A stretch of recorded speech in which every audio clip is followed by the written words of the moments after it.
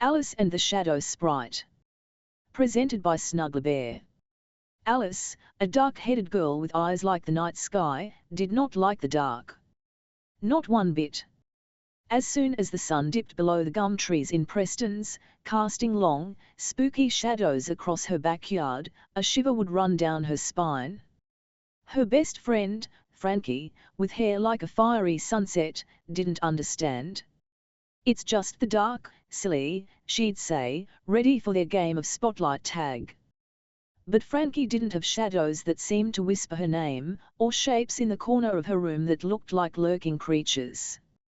One night, when the darkness felt particularly thick, Alice curled up in bed, pulling her blankets over her head like a protective cave.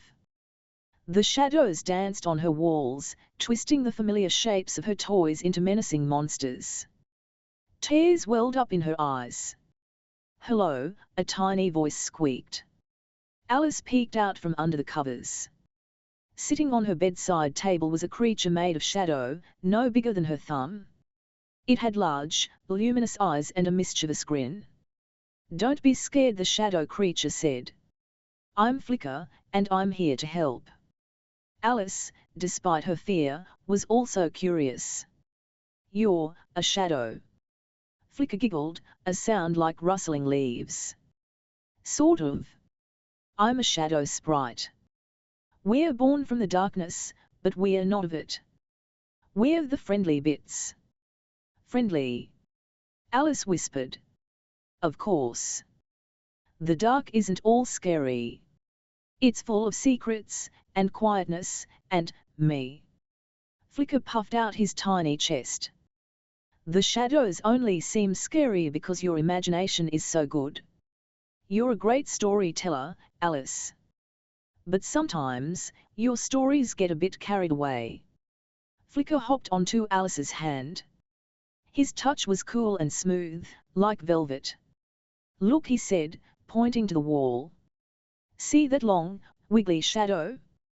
That's just your coat, hanging on the chair. And that big, scary monster? That's just your toy dinosaur, Rex." Alice looked closer. Flicker was right. The shadows weren't monsters at all. They were just ordinary things, stretched and distorted by the dim light. Night after night, Flicker stayed with Alice. He showed her how the moonlight painted silver patterns on the leaves outside her window. He introduced her to the gentle hum of the crickets and the soft hooting of the owls. He even showed her how to make shadow puppets on her wall, turning the scary shadows into playful creatures. Slowly, Alice began to see the dark in a different light. It wasn't something to be feared, but something to be explored. She started to notice the beauty in the quiet darkness, the way it made the stars sparkle and the moon glow.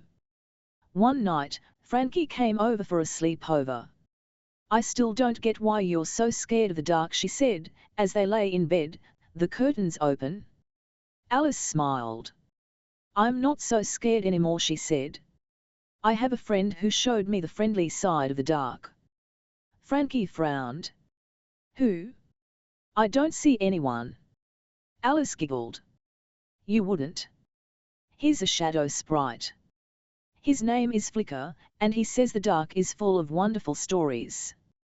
And as Alice told Frankie about her adventures with Flicker, the shadows in the room seemed to dance along, no longer scary, but full of magic and secrets.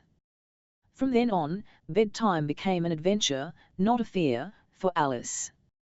The end. Thank you.